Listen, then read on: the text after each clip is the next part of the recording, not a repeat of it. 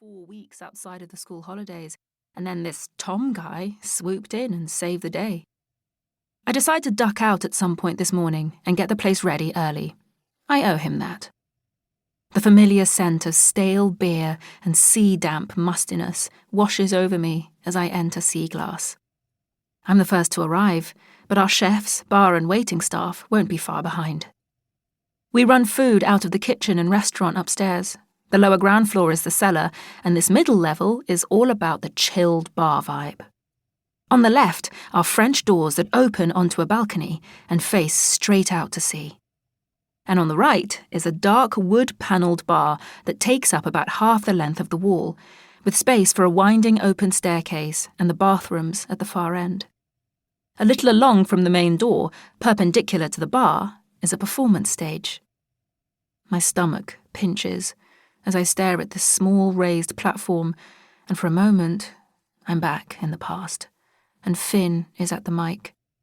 His lips cocked in a half smile, his gaze tangled up with mine.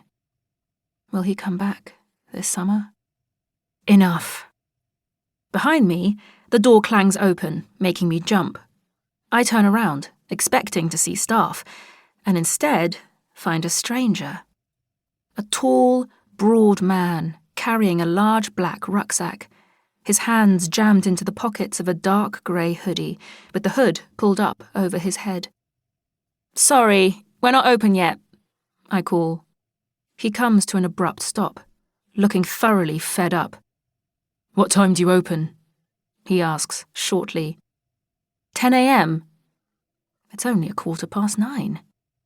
He mutters under his breath as he turns on his heel and walks straight out again, leaving the door wide open. Rude. I go over to shut the door and glance down at the beach in time to see another wave crash onto the sand, erasing a whole section of tree. Despite my determination to stay upbeat today, I can't help but feel a little melancholic as I get on with opening up. There's no car parked on the drive when I return to Beach Cottage, the aptly named house that has been my home since the age of 13. A few years ago, I had it converted into 2 separate apartments, but from the outside, it looks like a 2-story cottage.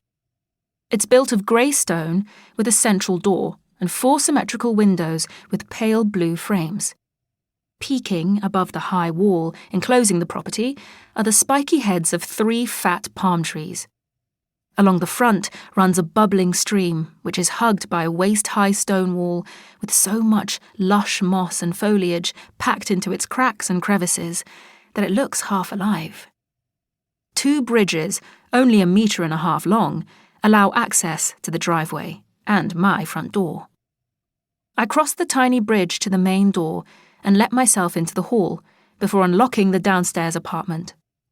My previous guests didn't have children, and Tom is coming on his own, so there's little to do in the bunk room and its adjoining bathroom. Wandering through to the cosy living room, I look around, smiling at the perfectly plumped sofa cushions. The open-plan kitchen and dining area at the back of the cottage are equally spotless. If only all guests were this thoughtful. Satisfied that I'll have the place ready in no time, I tap out a quick email to Tom, letting him know that he can let himself in at midday. Hopefully, the news will make him happy. The next morning, when I get out of bed, I go straight to the window and pull back the curtains. Still, no car on the drive. Did this Tom guy even check in? I haven't seen or heard him, and he didn't reply to my email. An hour later, all thoughts of my wayward house guest are forgotten as I stand on the balcony outside Sea Glass and stare in stationary silence at the 2 trees now etched into the beach. The first, on the left, stretches outwards from the stream in the same style as yesterday's, a span of leafless, elegant branches. The second has been sketched directly onto the sand in the centre of the beach, a tall, slim, spire-shaped conifer that makes me think of the Italian cypress trees I once saw lining the paths of the Boboli Gardens in Florence.